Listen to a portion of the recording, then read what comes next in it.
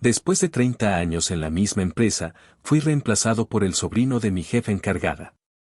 Nunca pensé que contaría esto porque, siendo sincero, siempre me ha dado vergüenza. Y no es porque sienta que hice algo malo, sino porque parece que al contarlo estoy buscando lástima o quejándome de lo que pasó. Pero no es eso, o bueno, tal vez sí me estoy quejando un poco. La verdad es que solo quiero sacarlo de mi pecho, aunque nadie me escuche o aunque esto se pierda entre miles de historias más importantes. Tengo 50 años y hace unos meses, después de 30 años de trabajo, fui despedido de la empresa donde pasé prácticamente toda mi vida. Me dejaron ir sin más, y lo peor es que me reemplazaron por el sobrino de mi jefa encargada, un chico joven, sonriente y con su título recién salido del horno. Yo, por mi parte, me fui con una mano adelante y otra atrás, cargando una caja con mis cosas y la sensación de haber sido usado, como si los 30 años que pasé ahí no hubieran valido nada. Trabajaba en una empresa de logística, en el área de inventarios. Llegué cuando tenía 20 años, recién casado y sin experiencia, pero con ganas de trabajar.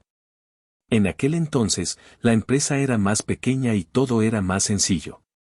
No teníamos sistemas complicados ni software que te calculaba todo automáticamente. Todo se hacía a mano y con mucho cuidado. Yo aprendí de los que estuvieron antes que yo, y poco a poco me fui ganando un lugar. Empecé como ayudante, luego me encargaron más responsabilidades, y cuando menos me di cuenta, ya era el encargado del área. No sé si era un puesto muy importante, pero para mí lo era. Yo le puse el cuerpo y el alma a ese trabajo. No quiero que piensen que estoy romantizando mi tiempo en la empresa. No. Tuve mis días malos como cualquiera, pero era un trabajo que entendía, que me hacía sentir útil y que me permitía mantener a mi familia. Nunca falté a mi puesto, ni siquiera cuando me enfermé o cuando las cosas en casa se complicaron. Llegué a sacrificar cumpleaños de mis hijos y aniversarios con mi esposa porque el inventario no se va a hacer solo, como solía decir en broma. Aunque ahora que lo pienso, tal vez no era una broma. Todo empezó a cambiar hace unos años, cuando la empresa fue comprada y llegó una nueva dirección. Una de las jefas encargadas, que nunca me cayó ni bien ni mal, trajo a su propio grupo de confianza. Al principio no me preocupé. Pensé, ¿qué podrían hacer? Llevo aquí casi toda mi vida. Grave error. Uno siempre cree que los años nos protegen, que la experiencia vale algo, pero al final no es así. Un día eres parte fundamental del equipo y al otro te están llevando a recursos humanos con una sonrisa falsa. La primera vez que vi al sobrino de la jefa fue hace unos meses. Llegó con camisa planchada, un reloj brillante y esa confianza que solo tienen los jóvenes que creen que ya lo saben todo. La jefa lo presentó como un apoyo para modernizar los procesos. Esas fueron sus palabras. Me acuerdo que le di la mano y le dije que estaba para lo que necesitara, aunque nadie me pidió que le enseñara nada. No soy tonto, en ese momento supe que algo no estaba bien, pero me engañé a mí mismo pensando que era paranoia mía. Pasaron un par de semanas, y cada vez lo veía más en mi oficina. Oficina, aunque era más bien un rincón donde pasaba más tiempo que en mi propia casa. El chico preguntaba cosas, tomaba notas en su laptop y hacía llamadas con palabras raras como optimización, software predictivo y no sé qué más. Yo lo veía y no entendía nada, pero me quedaba callado. Sentía que si decía algo iba a parecer un viejo necio que no se quiere adaptar. Así que me quedé ahí, callado, viendo cómo poco a poco me borraban del mapa. El golpe final llegó un viernes por la tarde. Un viernes, como si no fuera suficiente terminar la semana con una patada en el estómago. Me llamaron a recursos humanos y ahí estaba la jefa encargada, junto con otra persona a la que nunca había visto. Me dijeron que la empresa estaba en proceso de reestructuración y que habían tomado la difícil decisión de darme la oportunidad de retirarme con dignidad. Palabras bonitas, ¿verdad? Pero al final, la traducción era sencilla: estás despedido. Me quedé mudo. No dije nada. Ni siquiera pregunté por qué. ¿Para qué? Ya sabía la respuesta. El sobrino ya estaba listo para sentarse en mi silla. No me dieron tiempo de despedirme de nadie, me escoltaron hasta mi espacio, me dieron una caja y ahí metí mis cosas, un par de bolígrafos, unos papeles viejos y una foto de mi familia que había pegado en la pared hacía años. Cuando salí por la puerta, sentí que dejaba ahí una parte de mí que nunca iba a recuperar. Desde ese día no he vuelto a pisar la empresa. Al principio, me despertaba a las 6 de la mañana como siempre, listo para salir, solo para recordar que no tenía dónde ir. He buscado trabajo, pero a mi edad no es fácil. Cada entrevista se siente como una humillación, y lo peor es que uno mismo empieza a creerse que ya no sirve. Ahora hago trabajos que salen por aquí y por allá, y aunque mi esposa me dice que todo estará bien, yo siento que he perdido algo que no se puede recuperar. No sé por qué escribo esto. Tal vez porque llevo meses con un nudo en la garganta, porque me siento invisible y porque necesitaba que alguien, aunque sea por un momento, escuchara mi historia. A mi edad, las entrevistas son más como un trámite incómodo. Me sientan ahí, me miran de arriba a abajo, y cuando les cuento que trabajé 30 años en el área de inventarios, me sonríen de forma condescendiente. ¿Se adaptaría usted a los nuevos sistemas digitales? ¿Qué manejo tiene de tecnología? Es una pregunta que parece inocente, pero no lo es. Lo que realmente me están diciendo es usted demasiado viejo para este puesto. El otro día, después de una entrevista que no llegó a nada, recibí una llamada inesperada. No reconocí el número, pero contesté por costumbre, con ese reflejo de cuando mi trabajo dependía de atender el teléfono a cualquier hora. ¿Señor Héctor? Me dijo una voz apurada. Soy Mariana, de nombre del proveedor. Al principio me tomó unos segundos ubicar quién era. Era una de las representantes de un proveedor importante con el que trabajé por años. Siempre habíamos tenido buena comunicación, ella solía llamarme para coordinar entregas y confirmar los números del inventario. ¿Todo bien, Mariana? Le respondí, confundido. Y mire, disculpe que lo moleste, pero llevamos semanas intentando comunicarnos con su reemplazo. El joven, el sobrino de la señora encargada. No responde correos, no contesta llamadas y tenemos un retraso enorme con los pedidos. Pensé que usted aún trabajaba ahí porque, bueno, usted siempre resolvía estas cosas. Me quedé mudo. No supe si reírme o sentirme peor. Les expliqué que ya no trabajaba ahí, que me habían despedido hacía meses. Mariana se quedó en silencio unos segundos, y luego soltó un resignado. Ah, entiendo. Qué lástima. La verdad, usted era la única razón por la que todo funcionaba a tiempo. Quise responder algo, pero me limité a decir, gracias. Colgué el teléfono y me quedé mirando la pantalla durante varios minutos, como si esperara que alguien más me llamara. Lo que pensé que sería una excepción se convirtió en costumbre. En las siguientes semanas, recibí más llamadas de proveedores y hasta de un par de asociados que trabajaban directamente con la empresa. Siempre era lo mismo, buscaban respuestas que nadie les daba. El sobrino no contestaba correos, no tomaba decisiones, y los procesos se estaban cayendo a pedazos. Una vez, un proveedor que conocía de años me preguntó: ¿por qué se fue, don Héctor? Con usted todo era más sencillo. Yo quería responderle que no me fui, que me echaron como si no valiera nada, pero me limité a decir: cosas de la empresa. Y ahí quedó. Colgué la llamada y sentí una mezcla extraña de orgullo y enojo. Orgullo porque, al parecer, mi trabajo no era tan fácil como el sobrino pensaba. Pero enojo porque ellos habían decidido que yo era prescindible, que alguien más podía hacer mi trabajo mejor que yo. Por las noches, le contaba a mi esposa lo que pasaba. Ella me escuchaba con atención, y aunque no lo decía, yo sabía lo que pensaba. ¿Por qué sigues contestando esas llamadas? La verdad, no lo sé. Tal vez porque, aunque ya no me paguen, me siento útil otra vez, aunque sea por un minuto. Tal vez porque, en el fondo, quiero que ellos mismos se den cuenta del error que cometieron al reemplazarme. Pero, ¿saben qué es lo peor? Que nadie de la empresa me ha llamado. No mi exjefa, no el sobrino, nadie. A ellos no les importa que sus proveedores estén molestos, ni que las cosas vayan mal. Simplemente dejaron un hueco donde yo estaba y lo llenaron con alguien que no sabe ni cómo funciona el inventario. Actualización 1. Después de esas llamadas de los proveedores, algo cambió en mí. No sabría decir si fue enojo, frustración o simplemente una necesidad de sacarme de encima ese sentimiento de inutilidad. Porque eso es lo que sentía, que no servía para nada. La empresa me había descartado, las entrevistas no llevaban a ningún lado, y los días se me iban entre mirar el teléfono y perderme en mis pensamientos. Un día, mientras tomaba un café frío en la cocina, mi esposa me dijo algo que me dolió, aunque no lo dijo con mala intención. ¿Has pensado en buscar otro tipo de trabajo? Algo temporal, aunque sea. Para distraerte, digo. Para distraerte.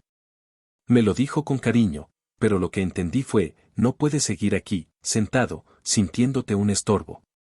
No la culpo, ella estaba haciendo lo mejor que podía para no verme derrumbarme. Así que empecé a aceptar trabajos temporales, de esos que no requieren entrevistas ni currículums, solo que lleves el cuerpo y te aguantes las horas.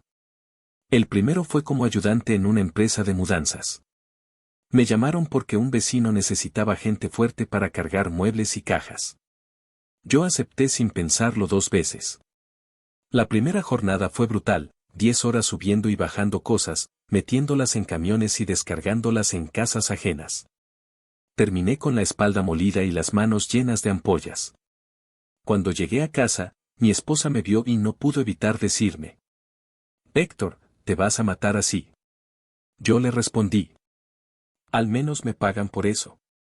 Me dieron 500 pesos por el día, que no es mucho si lo piensas, pero en ese momento sentí que había logrado algo. Aunque sea temporal, aunque sea poco, al menos pude traer algo a casa. Después vinieron otros trabajos. Un conocido me ofreció hacer entregas de paquetería durante unos días. Me dio una moto vieja y un mapa con direcciones. Pasaba horas bajo el sol, recorriendo calles que ni conocía, llevando sobres y cajas pequeñas a gente que ni me miraba a los ojos. Nadie te agradece, pero supongo que así es este tipo de trabajo, uno no existe más allá de la entrega. Lo curioso, o lo triste, no lo sé, es que en uno de esos días pasé por mi antigua empresa. Era una ruta de entrega, así que no pude evitarlo. Reconocí el edificio desde lejos, y mi estómago se apretó como si estuviera a punto de entrar a una entrevista. Me quedé unos segundos afuera, con el motor encendido, mirando la entrada donde pasé más tiempo del que debería haber pasado en toda mi vida. Vi a algunos empleados entrar y salir. Gente que conocía y que, seguramente, ya me habían olvidado. Por un momento, tuve ganas de bajarme, de entrar y decirles: «¿Qué tal, señores? ¿Ya resolvió el sobrino los problemas del inventario, o todavía les llaman los proveedores para pedirme ayuda a mí?» Pero no lo hice. Me quedé ahí, tragándome las ganas y recordando que ya no pertenezco a ese lugar. Me fui sin entregar el paquete. Lo devolví al centro de distribución más tarde y le inventé al encargado que el destinatario no estaba. No tuve el valor de acercarme. Con el tiempo, mi cuerpo empezó a resentir los trabajos temporales. Tengo 50 años, no soy un muchacho que pueda andar cargando muebles o haciendo entregas durante 10 horas seguidas. Pero no puedo detenerme, porque cuando me detengo, la cabeza empieza a llenarse de pensamientos que me hacen sentir peor. Pienso en el sobrino, en la oficina que una vez fue mía, en cómo ahora soy el tipo que lleva cajas y se queda en silencio cuando los clientes se quejan del retraso en las entregas. Mi esposa me sigue apoyando, pero la noto preocupada. Ya no me pregunta cómo me fue en el día, porque sabe que la respuesta no le va a gustar. Mi hijo mayor también ha cambiado conmigo. Antes me contaba sus cosas, sus estudios, sus planes para el futuro. Ahora ya no lo hace, y lo entiendo. ¿Qué le puede contar a un padre que perdió su trabajo de 30 años y ahora apenas trae dinero a la casa? Siento que me mira con lástima, aunque nunca lo dirá. Por las noches, cuando estoy solo en el sillón, me pongo a pensar en todas las cosas que hice por la empresa. Los años que trabajé más allá de mi horario, los días que sacrifiqué momentos importantes con mi familia para que el inventario cuadrara. Todo eso no valió nada. No hubo un reconocimiento, ni un gracias por todo. Solo un, nos estamos reestructurando. Ahora, mientras escribo esto, me doy cuenta de algo, no estoy molesto con el sobrino ni con la jefa encargada. Estoy molesto conmigo mismo por haber creído que la lealtad servía de algo. Porque a final de cuentas, cuando ya no le sirves, te cambian como si fueras una pieza vieja de un engranaje que no tiene fin. Actualización 2. No pensé que esta historia pudiera volverse peor, pero la vida siempre encuentra una forma de patearte cuando ya estás en el suelo. Hace unos días, recibí una llamada que me dejó helado. Eran cerca de las 11 de la mañana, justo después de regresar de un trabajillo donde estuve lijando paredes para una remodelación. Estaba tomando agua en la cocina cuando el teléfono sonó. Al principio no reconocí el número, pero contesté. La voz al otro lado era firme y conocida. Héctor, habla el señor Ramírez. Necesitamos hablar. El señor Ramírez era el dueño de la empresa. No la jefa encargada, no recursos humanos, el dueño. Lo conocía desde que llegué a los 20 años, cuando él todavía recorría los pasillos y conocía el nombre de todos. Con el tiempo dejó la gestión diaria en manos de los encargados, pero seguía siendo el que firmaba las decisiones importantes. ¿De qué se trata, señor Ramírez? Le dije, sintiendo como mi estómago se hacía un nudo. No puedo hablar mucho por teléfono, pero hay problemas graves con los inventarios desde que te fuiste. He intentado confiar en lo que me dicen, pero algo no me cuadra. Quiero que vengas a la oficina para hablarlo en persona. Me quedé mudo por unos segundos. ¿Volver a la oficina? ¿A ese lugar donde me sacaron sin mirar atrás? Pero la forma en que lo dijo, su tono serio y seco, me dejó claro que no era una invitación opcional. Está bien, señor Ramírez. Voy mañana. Esa noche no pude dormir. Me di vueltas en la cama pensando en todas las posibilidades. ¿Qué problemas con los inventarios? ¿Por qué me llamaba a mí? Algo dentro de mí quería pensar que, quizás, me estaban llamando porque finalmente se habían dado cuenta del error que cometieron al despedirme. Tal vez me necesitaban de vuelta. Tal vez. Al día siguiente, me puse una camisa decente, los mismos zapatos que usaba cuando trabajaba ahí, y fui.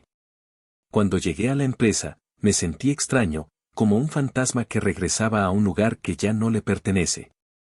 La recepcionista nueva me miró como si fuera un desconocido, y tuve que decirle quién era para que me dejara pasar. Espere aquí, me dijo, mientras hacía una llamada. Pasaron unos minutos que se sintieron como horas. Finalmente, el señor Ramírez salió a buscarme. No se veía contento. Me llevó a una sala de reuniones donde me esperaban él, la jefa encargada, sí, la misma que me despidió, y un tipo que no conocía, pero que por su actitud debía ser alguien de auditoría. ¿Sabe por qué lo llamamos? Dijo el señor Ramírez, directo al grano. Algo mencionó sobre los inventarios, respondí, sin sentarme todavía. La jefa encargada evitaba mirarme a los ojos. Ella siempre fue buena para esquivar las miradas cuando algo no le convenía.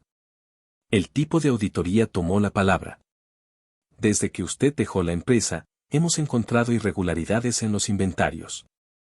Mercancía que no cuadra, números inflados y, en algunos casos, productos que simplemente desaparecieron. Yo lo miré sin decir nada. Sentía como un calor extraño subía por mi cuello, como si me estuvieran acusando sin decirlo directamente. ¿Y eso qué tiene que ver conmigo? Pregunté finalmente, intentando mantener la calma. El señor Ramírez me miró fijamente y dijo: Héctor, estuviste a cargo del área de inventarios durante muchos años. Todo esto empezó cuando tú te fuiste, pero queremos entender si hay algo que pasó antes.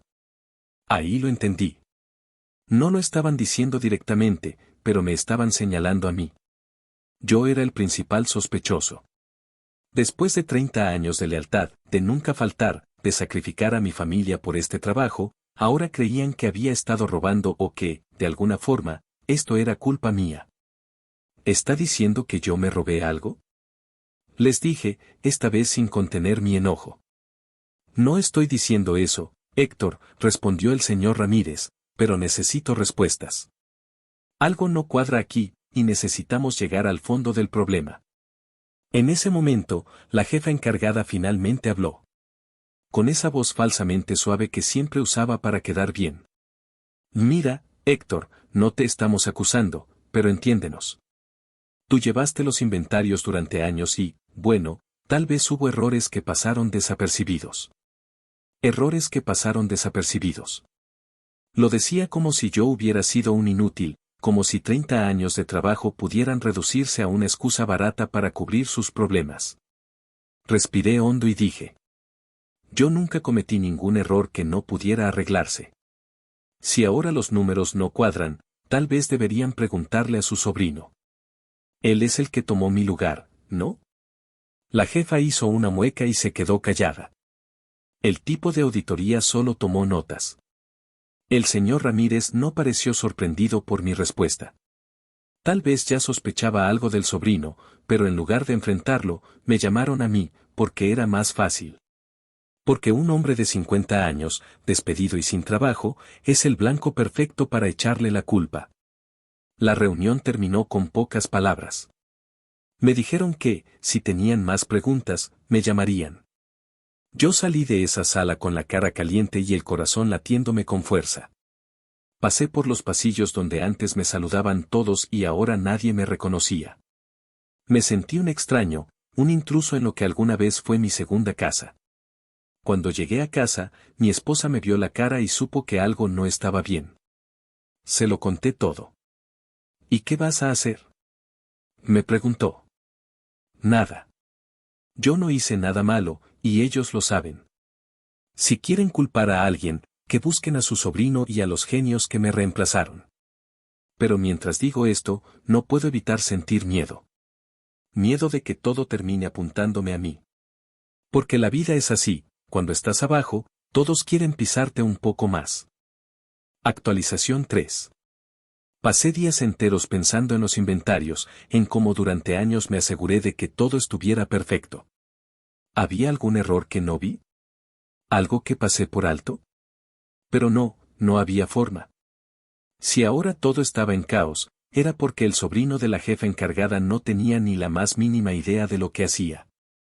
Un par de semanas después, recibí un mensaje de Marcos, uno de mis antiguos compañeros de trabajo.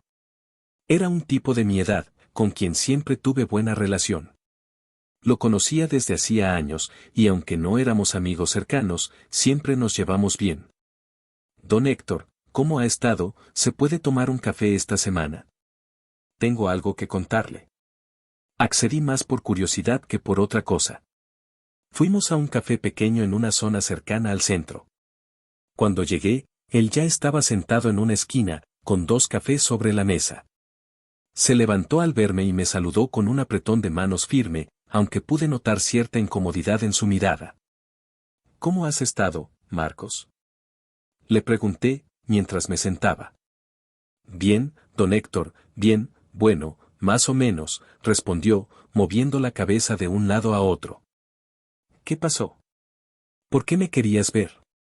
Marcos miró alrededor, como asegurándose de que nadie lo escuchara, y luego se inclinó hacia adelante, hablando en voz baja.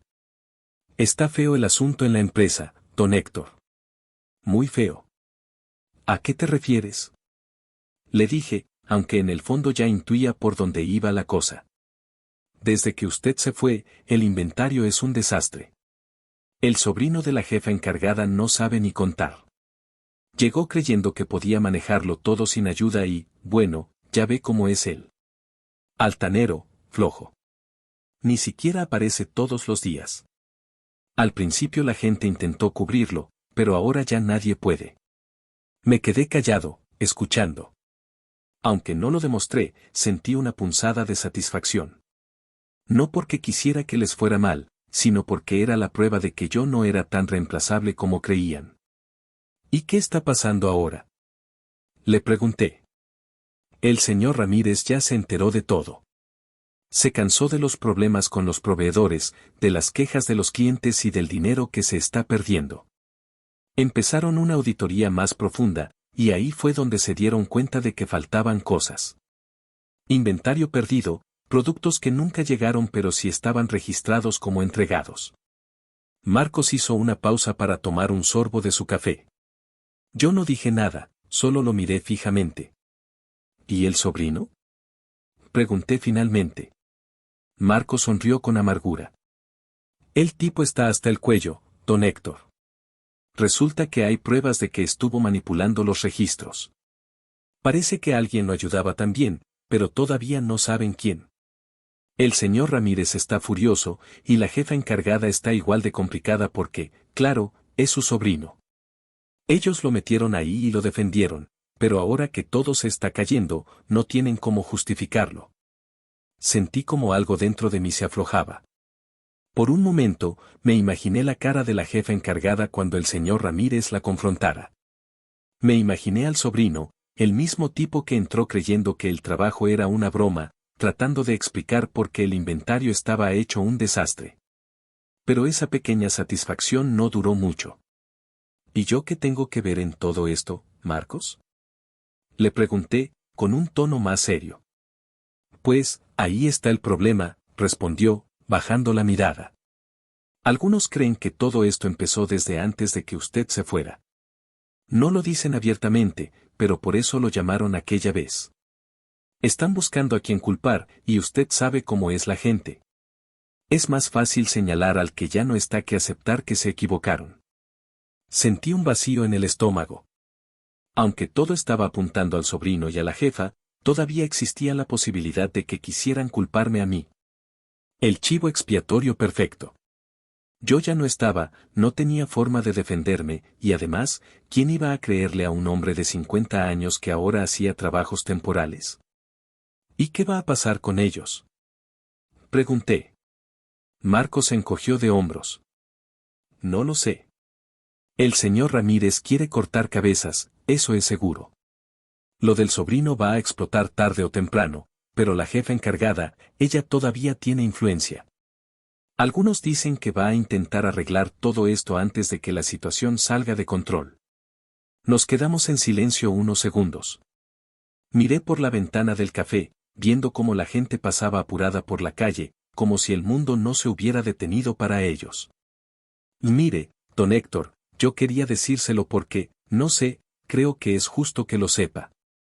Usted no merece que lo involucren en esto. Todos los que trabajamos con usted sabemos que era el único que hacía las cosas bien. Gracias, Marcos, le dije, aunque la palabra se sintió pequeña. Nos despedimos poco después. Mientras caminaba de regreso a casa, no pude evitar pensar en todo lo que había escuchado. Me imaginé a la jefa encargada tratando de tapar el desastre, a su sobrino inventando excusas mientras el señor Ramírez le exigía respuestas. Por un momento, casi deseé que me pidieran volver para arreglarlo todo. Porque aunque me despidieron, aunque me humillaron y me reemplazaron sin pensarlo, una parte de mí sigue sintiéndose responsable. Como si ese inventario todavía fuera mi trabajo, mi carga. Pero no. No quiero regresar. Ya no pertenezco ahí, y ellos no merecen que les resuelva el desastre que ellos mismos crearon. Lo único que espero ahora es que no tengan la cara de señalarme cuando la soga termine de apretarles el cuello. Porque si algo tengo claro, es que cuando todo esto explote, alguien va a pagar los platos rotos. Y yo no voy a ser ese alguien. Actualización final. Pasaron unas semanas después de la conversación con Marcos, y aunque intenté seguir con mi vida, no podía evitar pensar en todo lo que estaba pasando en la empresa. Me imaginaba las auditorías, los reclamos, las caras largas en las reuniones. Yo conocía bien ese lugar, sabía cómo funcionaba y cómo se desmoronaba cuando alguien incompetente tomaba las riendas. Y ahora que la jefa encargada y su sobrino estaban en la mira, no podía evitar sentir cierto morbo. Un lunes por la mañana, mientras ayudaba a un vecino a pintar una reja, mi teléfono volvió a sonar. Era un número desconocido, pero contesté igual. ¿Héctor? Soy Ramírez. El dueño. Otra vez. Sentí un cosquilleo en el pecho. Era raro que me llamara 2 veces en tan poco tiempo. Intenté no emocionarme, pero no pude evitar pensar que quizá, solo quizá, me estaban llamando para volver. Señor Ramírez, respondí, secándome las manos con un trapo. ¿Cómo está? Bien, bien. Escucha, Héctor, quería llamarte personalmente para contarte lo que pasó. Me quedé callado, esperando. Al final terminamos con la auditoría. Fue un desastre. Encontraron pruebas suficientes para despedir al sobrino de la jefa encargada. Resulta que el muchacho estuvo manipulando registros, desviando productos y, probablemente, vendiéndolos por fuera. Una estupidez total. No tenía idea de lo que hacía y, para colmo, era deshonesto. Sentí un extraño alivio al escucharlo. Como si una parte de mí necesitara esa confirmación para cerrar un capítulo. ¿Y la jefa encargada? Pregunté con curiosidad. También se fue, respondió el señor Ramírez. Le pedí su renuncia. Trataba de cubrir al sobrino, y aunque no encontramos pruebas directas de que estuviera involucrada, era evidente que no hizo su trabajo. La confianza se perdió, y no me quedó otra opción. Ahí estaba. La justicia, por fin. El sobrino despedido, la jefa encargada fuera de la empresa. Lo que ellos creían que era un simple cambio de personal había terminado en un caos que les costó caro. No voy a mentir, por un momento, me sentí reivindicado. Pensé en esos 30 años donde di todo por esa empresa, donde cuidé cada inventario y cada proceso como si fueran míos. Y ahora que el desastre estaba resuelto, ¿a quién llamaron para contárselo? A mí. ¿Y ahora qué va a pasar? Pregunté, intentando sonar casual. El señor Ramírez hizo una pausa. Sentí que venía algo más, y no pude evitar que la esperanza se me subiera al pecho. Bueno, Héctor, por eso quería hablar contigo. Quiero agradecerte. Gracias a ti y a la conversación que tuvimos, pude entender lo que estaba pasando. Tú fuiste clave para que abriéramos los ojos y tomáramos las decisiones correctas. No tiene que agradecerme, señor Ramírez, dije, aunque el corazón me latía rápido. Y mira, no te voy a mentir. Extrañamos tu trabajo. Nadie cuidaba esa área como tú lo hacías. Ahí fue cuando lo sentí. Esa pequeña chispa de esperanza. ¿Me estaría pidiendo que volviera? Por un momento, me imaginé regresando a mi escritorio, poniéndome mi uniforme de trabajo, saludando a los compañeros, retomando lo que había perdido. Quizás esta vez, incluso con un mejor puesto o con un reconocimiento. Señor Ramírez, yo estoy dispuesto a volver si es necesario, dije, casi sin pensarlo, como quien lanza un último salvavidas. Hubo silencio del otro lado. Un silencio que me supo amargo. Héctor, dijo finalmente, con un tono diferente. Yo sé que eres el mejor en lo que haces, pero, no puedo recontratarte. El mundo se me cayó encima en ese instante. Me quedé callado, con el teléfono pegado al oído, esperando que dijera algo más. ¿Por qué no? Logré preguntar después de unos segundos que parecieron una eternidad. Mira, las cosas no son como antes. La empresa no está pasando por su mejor momento, y traer de vuelta a alguien con tu experiencia y antigüedad, bueno, sería un gasto que simplemente no podemos asumir. Un gasto. Así me llamó. Después de 30 años de trabajo, esfuerzo y sacrificios, yo era solo eso, un gasto. Además, no te ofendas, Héctor, pero a tu edad las cosas son más complicadas. Necesitamos gente joven, que pueda adaptarse más rápido y que cobre menos.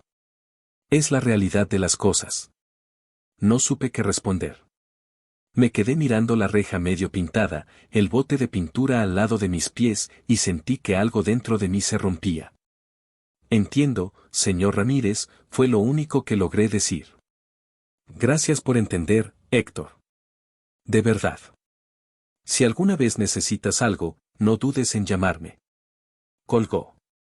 Me quedé ahí, parado, con el teléfono en la mano, como un idiota. Si alguna vez necesitas algo, ¿qué se suponía que iba a necesitar de él ahora? Ya no me quedaba nada. Había dado 3 décadas de mi vida a esa empresa, había soportado humillaciones, había visto cómo me reemplazaban por un sobrino inútil, y ahora que todo terminó como yo sabía que terminaría. Ni siquiera me ofrecían la oportunidad de regresar. Demasiado viejo. Demasiado caro. Esa frase me ha estado rondando la cabeza desde entonces. Es curioso cómo, cuando te necesitan, eres indispensable, pero cuando ya no les sirves, te conviertes en un estorbo. Esa noche, le conté todo a mi esposa. Ella no dijo nada, solo me abrazó. No te merecen, Héctor, me dijo al final. Pero eso no significa que no valgas. No sé si tiene razón. Lo único que sé es que, después de tantos años, ahora soy un hombre de 50 años que hace trabajos temporales y al que nadie quiere contratar porque es demasiado caro. No hay final feliz en esta historia. No hay justicia para los que dimos todo y nos quedamos sin nada.